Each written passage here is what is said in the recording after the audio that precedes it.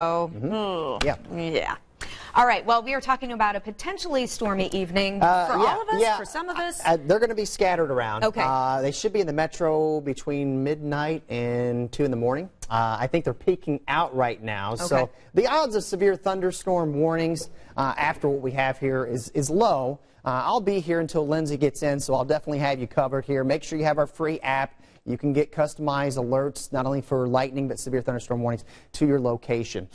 So the warning that was in place for Eastern Howard has now been canceled. That storm went right through Marion and still has potential for 50-plus mile-per-hour wind. That warning technically goes until 11:30, but these storms are moving so fast. The core of it's going to be out of Grant County here in the next 10 minutes. You see that some of the storm reports there near Lafayette. Again, maybe not severe, but still putting down very heavy rain and very frequent lightning. Those will be the two main concerns with these storms that go through overnight tonight. As I mentioned at the top of the show, it's either going to keep folks up or it's going to wake some folks up here before we get into the early morning hours. So you see tipped in up toward Frankfort to the north of Indy right now.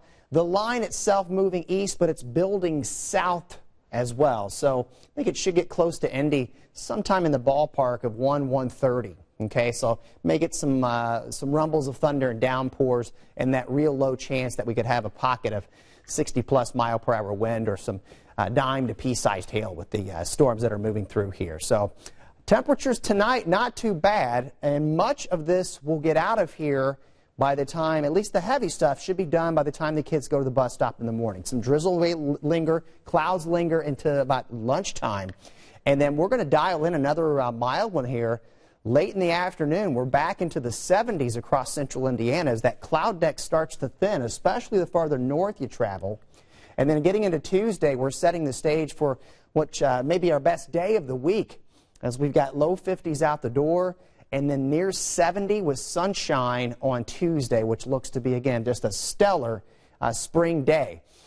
Going into the weekend, we were telling you about a potentially big storm system for the middle part of the week across a good portion of the country.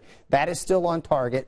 I've got Future Track 13 at 4 p.m. here on Thursday. We will be on the warmer side of this system, but a storm system that may produce blizzard conditions across the northern plains. And then as we get into Thursday, which is opening day at Victory Field, at least the home opener, we may shoot well into the 70s and then be on the lookout for a line of potentially strong to severe thunderstorms Thursday night.